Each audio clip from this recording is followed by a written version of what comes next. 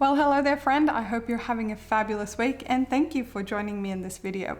Today we're going to be cooking up 3 very simple one pot or one pan meals. Normally in this channel we talk all about meal planning and meal prepping just to simplify your life and to save money on groceries because grocery prices are going up pretty much everywhere. Now these 3 recipes I'm going to share with you will be linked down there in the description below, and I do hope that if you like this kind of content that you also subscribe to the channel and stay in tune with all the cool things that I've got coming your way. I'm also going to be increasing, if you haven't already noticed here on the channel, I'm going to be sharing videos a little bit more often, so make sure to subscribe so you don't miss that. Now let's dive into the first recipe. Alright, so tonight's dinner is going to be very simple, but it's a new recipe I haven't done before. So we are going to use some white fish fillets. I'm using barramundi. This is just from the frozen section at Aldi. We've got some Dijon, we've got some lemon, we've got some spring onions from my garden, some garlic, some butter. I've got about 1/3 of this cream that I used for desserts the other day, so I'm going to use that up.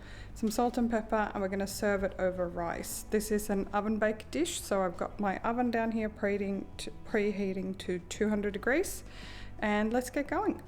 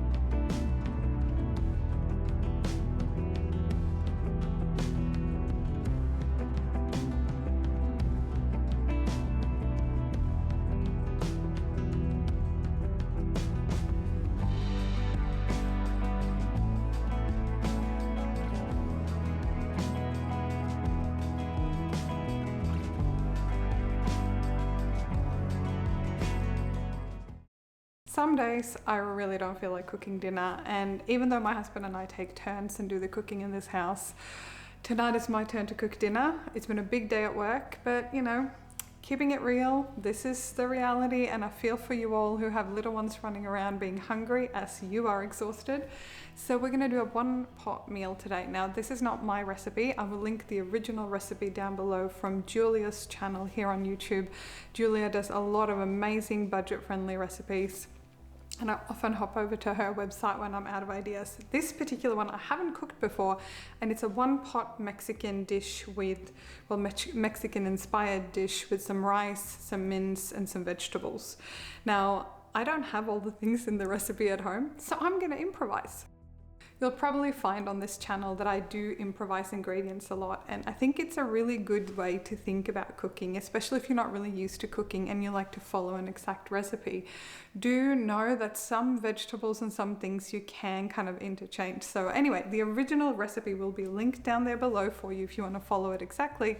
But let me show you what I'm going to be using today and we'll see how it turns out. Okay, and here are the ingredients we're working with today. The cheese is for topping the dish at the end.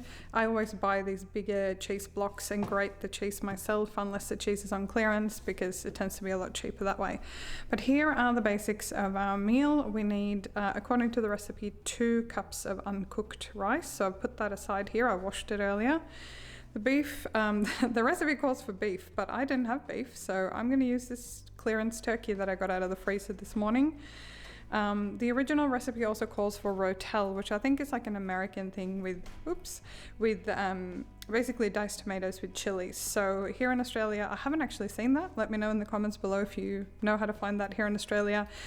When a recipe calls for rotel, I typically just use normal diced tomatoes and add a bit of chili. You can add, a fresh chili if you have that on hand. So I'm just going to use that for my liquid. The original recipe calls for beef broth, so we're going to use that to kind of season the turkey up a little bit. This one is not in the original recipe, but I found this in my pantry and I thought, why don't I use this up? So I'm going to drain and rinse this can of beans. The original recipe suggested to serve this with broccoli, but I don't have broccoli, so I have a little tiny bit of corn left in this one that I'm going to use up. I've got a capsicum from my own garden that I'm going to cut up and use. And I'm going to use half an onion. The recipe called for a whole onion. And for seasonings, we're going to use paprika, oregano, and it called for garlic powder, which again, I'm out of. So I'm just going to improvise with these ingredients here. So let's get cooking.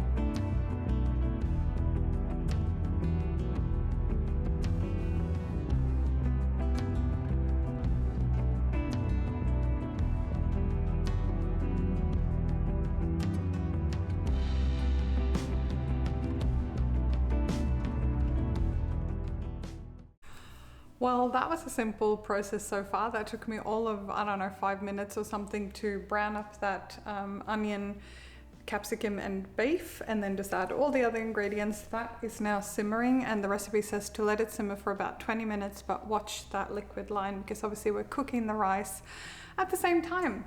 And honestly, like recipes like this I love because you're using one pot or one pan on your stove and you can kind of set that timer, keep an eye on it, but also tinker around and do other things. So I'm going to tidy up my kitchen a little bit. You would have also seen me do the broth, and normally what I do instead of using broth is that I use stock powder or stock cubes. They're a lot cheaper and there's a lot of flavor in them, which means watch for salt because I haven't added any salt to this. The recipe didn't call for it and I'm assuming that is because there's a fair bit of broth in it. But my tip is to dissolve your stock cubes or your stock powder in hot water and just let it dissolve before you combine it into whatever dish you're cooking. I find that way the flavor is a little bit better, and the stock cubes actually dissolve properly rather than kind of clumping together. So anyway, that's just a tip from me. I'm going to tidy up my kitchen now, and I'll see you very soon with the final dish. So this is smelling amazing. I've turned the heat off now. It was simmering for probably 20 to 22, a little bit more maybe, but like the texture is beautiful. It smells amazing. I've given it a sneaky taste as well. Now the recipe calls to stir in all the cheese at this stage and serve it up. But because I'm going to be eating some of this tonight, we're going to be eating some of this tonight for dinner, I'm only going to stir in the cheese in the portion that I'm serving, and then I'm going to leave the rest like this and then stir in the cheese as I reheat the other portions in the microwave. So let me dish that up and show you what dinner looks like. It is smelling so good.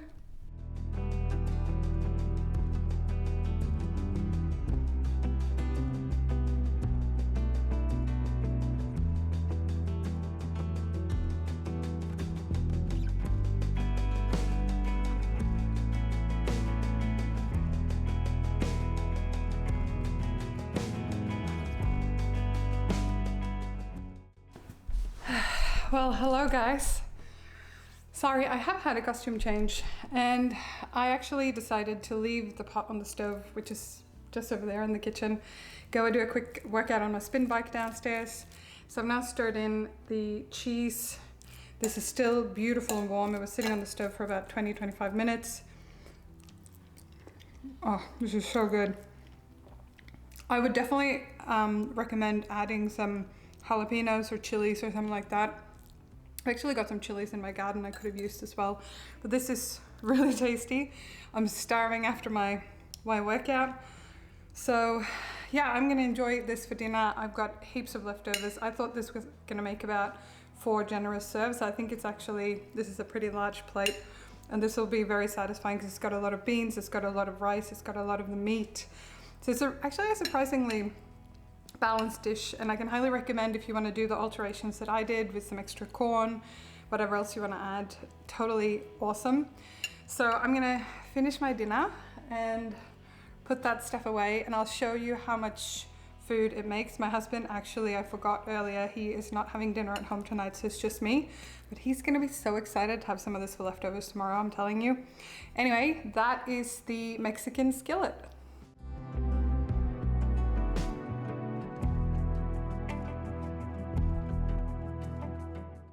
So I think the verdict on this meal tells its own story. I absolutely polished that off. I'm trying to up my cardio a little bit, and that was incredibly satisfying after a good workout. I've got nothing left in here really, and I've got 4 very generous serves here. The only alteration I would probably recommend doing to this recipe is it's a little bit too rice dense for my taste. So this was 2 cups of white or jasmine rice is what the recipe calls for. Next time I make it, I will probably do 1.5 cup of rice and maybe just reduce the beef broth a little bit, because I prefer a higher kind of protein ratio. But the beans were a really, really good addition. So I'm going to be packaging this away now, tidying up my kitchen and enjoying my evening. And just quickly checking in the next day, I've just reheated some of this for lunch, stirred through some cheese and some red pepper flakes, and this reheated really, really well. So I can highly recommend this yummy recipe for meal prepping if you're looking for ideas. So we're continuing the very simple mostly one pot dinners. So tonight we're making a tuna rice dish. I found a recipe, but I've basically modified it so much that it's kind of not the base recipe, but I will link the original recipe down there below. Basically we need an oven dish. This one I think is about 30 by 20 centimeters. Not sure what that is in inches. The original recipe calls for microwave like instant rice. This is the only one I had on hand, so this is a Mexican style rice. It actually came from my emergency meal kit, so I'm gonna have to replace this. But this is a 250 gram bag. I've got a large can of the tuna, the 425 gram. This is really inexpensive at Aldi, but you can also get it at Coles for I think about $3.30 or something like that. I've got some corn, you could use canned corn as well, obviously. I've got some green peas that I'm trying to use up. And here I have the broccoli, sorry, the original recipe called for broccoli, but this is green beans from my garden, capsicum from my garden, and about half of a brown onion. I've got some eggs as well. The original recipe called for 8 eggs, but I'm going to do 5. I think that's going to be plenty. And then we're going to top it all with some cheese and maybe some seasoning. So the only thing I'm really going to have to do is cook this up in a pan with a little bit of oil, and then basically combine it all in a bowl, pop it in a dish, and in the oven it goes. My oven is preheating to 170 degrees Celsius. So let's get going.